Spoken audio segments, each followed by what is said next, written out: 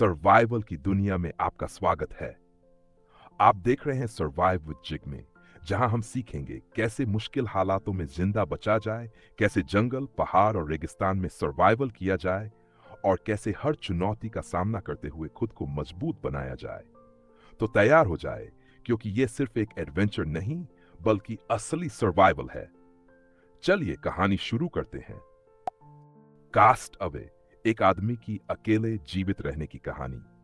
भूमिका, जीवन जो समय का गुलाम था।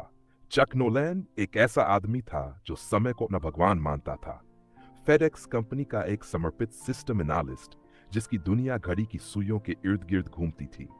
हर सेकंड की कीमत समझने वाला, हर मिनट का हिसाब रखने वाला।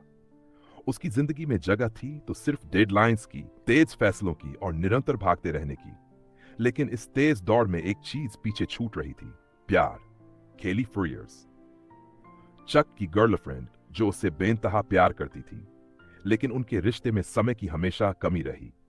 चक अपने करियर और डेडलाइंस में इतना उलझा था कि केली के साथ बिताने के लिए वक्त निकालना मुश्किल हो गया था। फिर भी उनका प्यार अटूट था, एक ऐसा वादा जो किसी भी मुश्किल को सहन कर सकता था। या शायद नहीं। दुर्घटना, जब दुनिया पलट गई, क्रिसमस की रात थी। चक को एक जरूरी डिलीवरी के लिए हड़बड़ी में रूस के लिए निकलना पड़ा। एयरपोर्ट पर केली उसे छोड़ने आई थी। दोनों ने अलविदा कहा, लेकिन इस बार का अलविदा हमेशा के लिए होगा, इसका अंदाजा किसी को नहीं था। वह फेडेक्स का कार्गो विमान था। सब कुछ सामान्य था, जब तक कि दक्षिण प्रशांत महासागर के ऊपर मौसम अचानक बिगड़ नहीं गया। उड़ान के बीच में ही भयंकर तूफान आया। विमान तेजी से हिलने लगा, उपकरण फेल होने लगे। चक को सिर्फ एक झटका महसूस हुआ, फिर अचानक चारों तरफ अंधेरा छा गया। जब होश आया तो खुद को एक इंफ्लेटेबल लाइफ राफ्ट में पाया। चारों तरफ बस अंतहीन समुद्र। जहाज की जलती हुई मलबा उसके पास बह रही थी।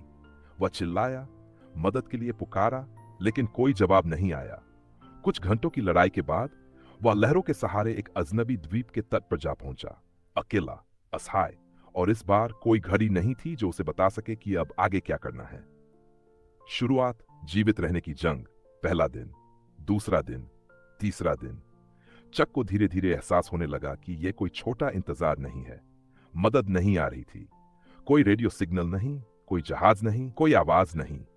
यह द्वीप उसका नया घर था, और अगर वह बचना चाहता था तो उसे इस जगह को समझना होगा। शुरुआती दिनों में सबसे मुश्किल था भूख और पानी। उसने नारियल तोड़े, लेकिन उनमें सिर्फ थोड़ी सी हीलिंग देने वाली बूंदें थीं। मछलियां पकड़ने की कोशिश की, लेकिन वह असफल रहा। फिर आग जलाने की चुनौती। घंटों की मेहनत के बाद जब पत्थरों के घर्षण से पहली चिंगारी निकली तो वह किसी चमत्कार से कम नहीं था। आग की हल्की लौ में उसने अपने संघर्ष की रोशनी देखी। अब यह जगह सिर्फ एक जेल नहीं थी, बल्कि एक चुनौती थी जिसे उसे जीतना था। विल्सन, जब अकेलापन बोझ बन गया, समय बीतता गया। चक का शरीर दुबला मगर मजबूत हो गया। उसके हाथों में घाव थे, पैर कांटों से कड़े हुए थे, लेकिन उसकी आत्मा अब पहले से ज्यादा जिद्दी थी। एक दिन समुद्र से बहे हुए फेडेक्स पैकेजों में से एक में उसे एक वॉलीबॉल मिला। गीली मिट्टी से उस पर एक चेहरा बनाया, 2 आंखें, एक मुंह, और उसका नाम रखा विल्सन। विल्सन कोई इंसान नहीं था, लेकिन चक के लिए वह अब तक का सबसे करीबी दोस्त था। उसने विल्सन से बातें की, अपने डर, अपने सपने, अपने अकेलेपन को साझा किया। विल्सन चुपचाप सुनता रहा। यह सिर्फ एक गेंद नहीं थी, यह चक की मानसिक स्थिरता की आखिरी कड़ी थी। एक उम्मीद थी कि वह अब भी इंसान है। भागने की योजना, उम्मीद या पागलपन। 4 साल बीत गए। अब वही आदमी नहीं था जो 4 साल पहले इस द्वीप पर आया था। अब वह इस द्वीप का हिस्सा बन चुका था। लेकिन एक दिन उसने एक टूटी हुई नाव के हिस्से को समुद्र में बहते हुए देखा। उसी पल उसे एहसास हुआ, यह उसका मौका था।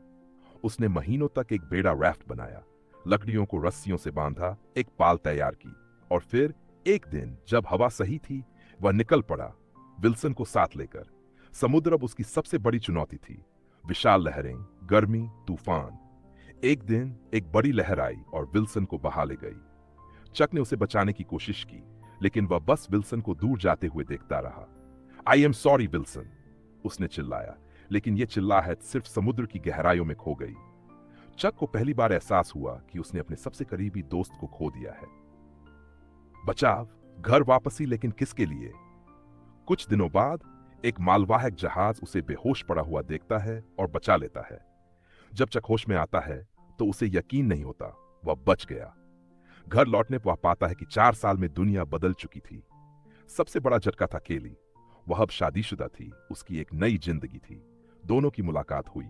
बारिश में खड़े होकर उन्होंने उस प्यार को महसूस किया जो कभी खत्म नहीं हुआ था। लेकिन यह प्यार अब उनके लिए नहीं था। मैंने हमेशा तुम्हारे वापस आने का इंतजार किया, केली ने कहा।